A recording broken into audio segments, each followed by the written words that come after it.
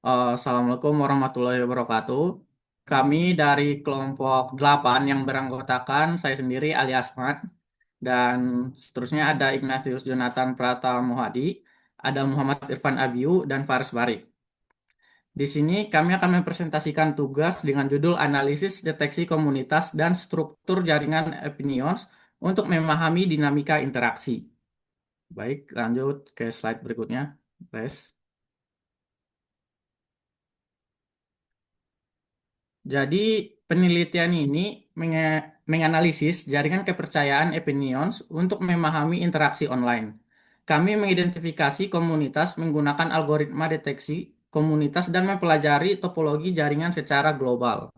Hasilnya, jaringan opinions menunjukkan karakteristik dunia kecil dan skala bebas, dengan komunitas yang mencerminkan kepercayaan dan minat bersama. Temuan ini penting untuk memahami difusi informasi dalam platform berbasis kepercayaan. Nah, Opinions ini sendiri adalah sebuah komunitas online review yang dulu sangat populer, terutama pada awal 2000-an. Baik, untuk slide selanjutnya tolong. Jadi di sini ada penelitian terkait di mana studi tentang deteksi komunitas dan analisis struktur dalam jaringan sosial online sudah banyak dilakukan. Metode seperti modularitas Newman 2006 dengan survei Furutano 2010 menjadi dasar. Dataset opinion sering digunakan untuk evaluasi. Namun banyak studi sebelumnya mengabaikan sifat terarah jaringan atau kurang analisis mendalam tentang dinamika interaksi komunitas.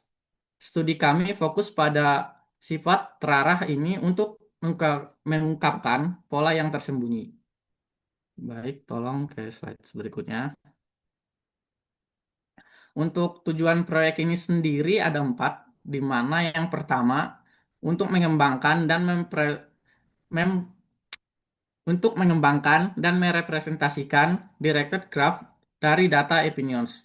Seterusnya untuk melakukan sampling node berdasarkan degree tertinggi, juga melakukan visualisasi jaringan, dan menghitung dan menganalisis berbagai metrik centrality. Tolong ke slide berikutnya. Untuk slide berikutnya akan dilanjutkan oleh teman saya. Baik, selanjutnya adalah bagian dataset. Untuk dataset dari website Epions ini, kami telah mengumpulkan data sebanyak 75.879 user, serta 500.879 hubungan kepercayaan terarah atau tepi. Hubungan ini tidak berbobot dan asimetris. Data diproses dengan menghapus node terisolasi atau self-loop dan tepi duplikat menggunakan network X dan pandas untuk membentuk graf terarah. Next. Next. Selanjutnya yaitu prapemprosesan data dan konstruksi graf. Metodologi kami meliputi prapemprosesan data, konstruksi graf, deteksi komunitas, dan analisis sentralitas. Tahap pemrosesan melibatkan pemuatan dataset, penghapusan self loop, dan tepi duplikat. Dan untuk yang di sebelah kanan ini adalah visualisasi dari relationship network yang telah kami kumpulkan. Next.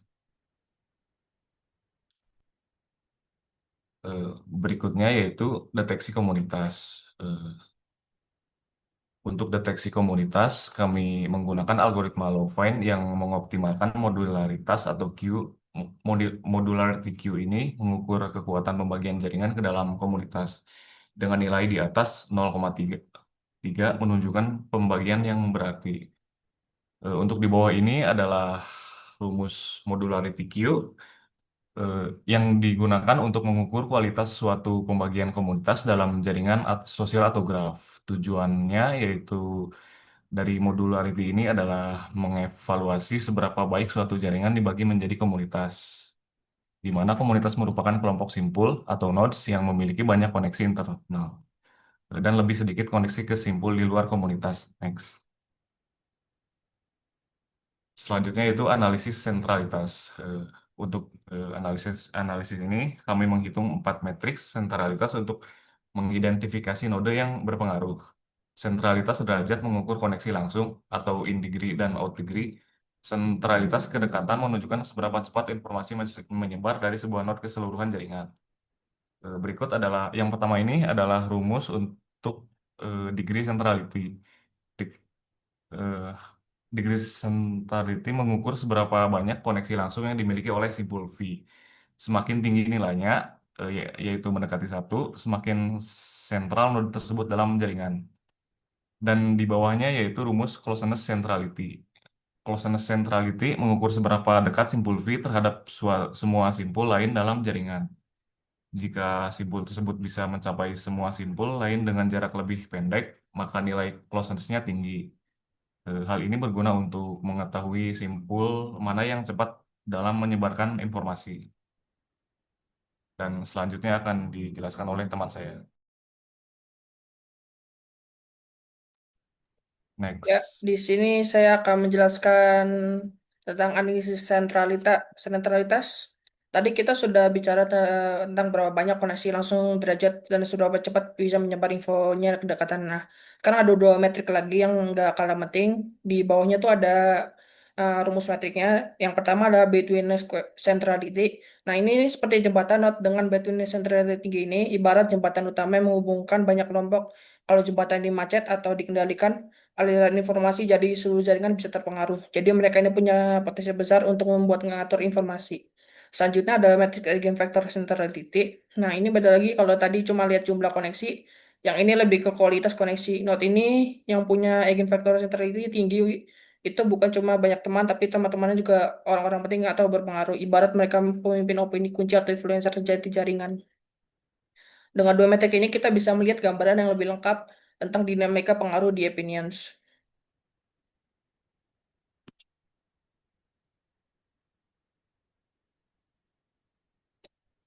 Nah, selanjutnya adalah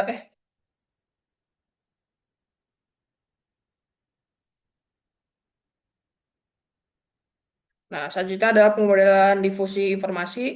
Nah, setelah ini untuk ini model ini ada beberapa model dasar yang kami gunakan. Ada model SI, susceptible infected. Nah, ini yang paling simpel ada yang rentan, ada yang terinfeksi. Dalam model ini, kalau sudah terinfeksi, dia akan terus menyebarkan dan nggak akan sembuh. Nah, cocok untuk informasi yang sifatnya permanen atau terus-menerus disebarluaskan. Selanjutnya ada model SIS atau Suicidal Infected Susceptible. Kalau yang ini sudah terinfeksi bisa sembuh dan kembali ke rentan lagi. Jadi informasinya bisa hilang terus muncul lagi kayak tren yang musiman gitu. Nah, ini adalah dasar-dasar untuk melihat bagaimana sebuah berita atau opini bisa menyebar di antara pengguna opinions. Selanjutnya adalah,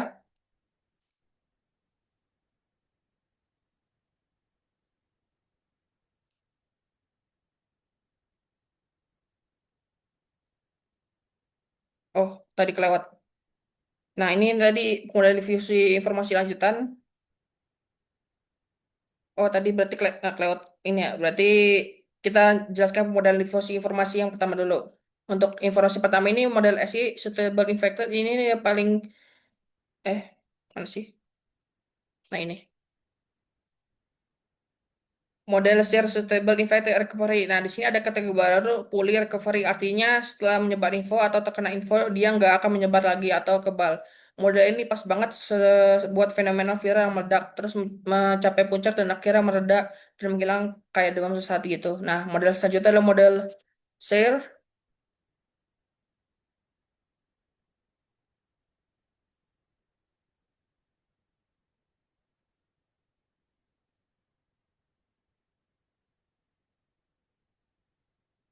Kayaknya ini slide, tapi saya lanjutin aja penjelasannya. Untuk model share ini adalah Sustainable Export Infected Recovery. Model ini menambah satu fase lagi yaitu terpapar ekspor ya. Jadi seorang itu nggak langsung menyebarkan informasi setelah menerima, tapi butuh waktu dulu mencerna atau merekam. Informasi itu mirip kayak masa inkubasi, ini lebih realistis untuk informasi yang butuh sedikit waktu buat dipahami. Sebelum akhirnya disebarluaskan, makanya kalau pakai model ini penyebaran di awal pakai bakal sedikit lebih lambat. Dengan model ini, kita bisa melihat keberagaman skenario penyebaran informasi di platform kompetensi seperti Opinions. Nah, selanjutnya adalah deteksi komunitas dan sentralitas. Nah, untuk sekarang ini kita masuk ke hasil dan analisis yang sudah kita lakukan. Untuk deteksi komunitas kami pakai algoritma Lofine dan hasilnya nilainya modalitasnya sangat tinggi yaitu 0,62. Ini menunjukkan kalau jaringan Epinions itu punya struktur komunitas yang kuat dan jelas ada beberapa kelompok besar. Tapi juga banyak kelompok-kelompok kecil. Komunitas-komunitas ini merefleksikan orang-orang yang punya minat dan tingkat kepercayaan yang sama. Untuk analisisnya setelah sini dari hasil ada hub atau pusat informasi mereka ini punya koneksi langsung paling banyak. Ada pengguna yang bisa menjangkau cepat karena kedekatan mereka dengan banyak orang. Ada juga jembatan informasi, yaitu mereka sering jadi penghubung antar kelompok. Dan pastilah pemimpin opini, yang pengaruhnya besar karena terhubung dengan orang-orang berpengaruh lainnya. Menariknya lagi, pola distribusi koneksi jaringan ini mengikuti power of law. Artinya ada segelintir pengguna yang punya sangat banyak koneksi. Mereka inilah hub tadi. Sementara sebagian besar pengguna punya koneksi yang tidak terlalu banyak yang menunjukkan karakteristik dunia kecil dan skala yang bebas dari jaringan opinions. Nah, selanjutnya adalah akan dijelaskan oleh teman saya. Oke, terima kasih untuk Saudara Faris atas penjelasannya tadi. Jadi kita akan masuk ke bagian simulasi model epidemi pada bagian SI dan SIS yang pertama. Nah, untuk simulasi model SI ini menunjukkan penyebaran informasi yang terus meningkat dan bertahan permanen di jaringan yang padat. Sementara untuk model SIS menghasilkan keseimbangan dinamis dengan fluktuasi infeksi, mencerminkan tren sementara yang memudar dan muncul kembali. Bisa dilanjutkan ke slide sebelah? Halo? Oke. Terima kasih. Bisa dilihat ada dua grafik yang dimana yang kiri merupakan model SI dan yang kanan model SIS. Nah, kira-kira untuk kalau misalnya kita lihat di grafik kiri atau model SI itu tuh eh itu hasil simulasinya. Nah, pada model ini tuh hanya ada dua status, yaitu susceptible atau rentan dan juga infected atau terinfeksi. Jika seseorang terinfeksi, maka dia akan tetap terinfeksi selamanya. Nah, terlihat nih di grafik, awalnya hampir semua individu berada dalam status susceptible. Nah, namun seiring waktu jumlah yang rentan mulai menurun drastis. Sementara jumlah yang terinfeksi meningkat secara tajam. Nah, karena tidak ada proses penyembuhan dalam model SI, maka pada akhirnya hampir seluruh populasi akan terinfeksi. Nah, inilah yang kita lihat dari garis merah yang naik terus, sementara garis biru malah turun terus mendekati nol. Nah, sementara ada yang bagian grafik kanan nih, itu ada model SIS. Nah, si bagian kalau misalnya SIS ini perbedaannya itu ada model ini tuh individu yang udah terinfeksi masih bisa sembuh dan kembali menjadi rentan. Nah, jadi ada alur bolak-balik antara susceptible dan infected. Nah, di sini awalnya tren penyebarannya mirip dengan model SI, yaitu jumlah rentan menurun dan yang terinfeksi meningkat. Namun, setelah mencapai titik tertentu, terjadi keseimbangan jumlah individu yang rentan dan yang terinfeksi menjadi relatif lebih stabil. Nah, hal ini menggambarkan situasi di mana penyakit tetap ada dalam populasi, tapi tidak menyebar ke semua orang. Ada sebagian yang terinfeksi dan sebagian yang sembuh namun bisa tertular lagi. Nah, mungkin kita bisa lanjut ke slide selanjutnya. Oke, kita masuk ke simulasi model di mana SIR dan SAIR. Nah, model SIR ini menunjukkan gelombang infeksi terbatas yang mencapai puncak, lalu menurun karena, bentar, layar saya mati.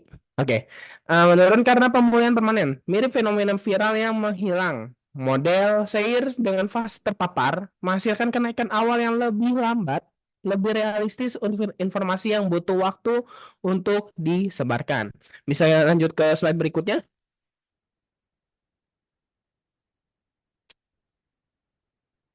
Oke, terima kasih. Nah, sama seperti tadi ada dua grafik model, yang kiri SIR, yang kanan merupakan SAIR. Nah, untuk yang SIR dulu. Nah, SIR ini di model ini ada tiga status, yaitu susceptible, yaitu individu yang rentan tertular, infected, yaitu individu yang sedang terinfeksi, dan juga recovered, yaitu individu yang telah sembuh dan memiliki kekebalan. Nah, di awal, seperti biasa, mayoritas populasi berada pada status susceptible atau rentan. Lalu seiring waktu, jumlah orang yang terinfeksi mulai meningkat tajam. Setelah itu, angka infected menurun karena individu mulai sembuh. Nah, grafik memperlihatkan transisi yang jelas. Susceptible menurun, infected membentuk kurva lonceng, yang recovered meningkat stabil. Hal ini menunjukkan bahwa dalam jangka panjang penyakit akan hilang karena sebagian besar populasi menjadi kebal. Nah, untuk yang kanan, model SAIR, itu tuh ada menambahkan satu status yaitu exposed, yang artinya individu yang telah terpapar belum menunjukkan, ya bisa dibilang gejala yang atau belum tertular lah. Tahapan dalam tahapan dalam seri ini ada 1, 2, 3, 4. Ada 4. Susceptible, exposed, infected, lalu recovered. Nah, pada grafik kita bisa lihat bahwa jumlah individu exposed meningkat terlebih dahulu sebelum diikuti oleh kenaikan jumlah infected. Ini mencerminkan adanya masa, ya bisa dibilang masa penyembuhan lah yang tidak dimodelkan dalam SIR. Setelah itu, pada model SIR, jumlah infected menurun dan jumlah recovered tidak naik signifikan, menunjukkan bahwa akhirnya hubungan komunitas masih bisa dikontrol. Nah, kita bisa lanjut ke slide berikutnya. Terima kasih. Oke, kita masuk ke kesimpulan. Penelitian ini berhasil menganalisis jaringan kepercayaan opinions. Seperti yang sudah dijelaskan, opinions itu apa? Jadi opinions itu ya bisa dibilang website untuk melakukan review barang ketika kita membeli barang online. Nah, mengungkap struktur komunitasnya dan topologi small world serta scale free-nya. Deteksi komunitas Leuven menunjukkan modularitas kuat dan analisis sentralitas mengidentifikasi penggunaan kunci. Model epidemi menggambarkan sebagai dinamika penyebaran informasi dari bertahan permanen hingga menghilang. Temuan ini memberikan wawasan penting tentang difusi informasi dan pengaruh dalam platform berbasis kepercayaan. Bisa lanjut ke slide selanjutnya? Oke, sekian penjelasan. Thank you. Nah, jangan diganti dulu karena saya mau closing. Terima kasih. Eh, sekian presentasi dari kami. Mohon maaf apabila mungkin ada penjelasan yang masih bisa dibilang kurang lengkap atau mungkin terbata-bata atau mungkin sebenarnya kurang to the point, karena kami masih belajar, kami masih mahasiswa, kami akan terus berusaha menjadi mahasiswa yang lebih ingin gigih untuk belajar dan mengusahakannya agar maksimal. Sekian dari kami, terima kasih.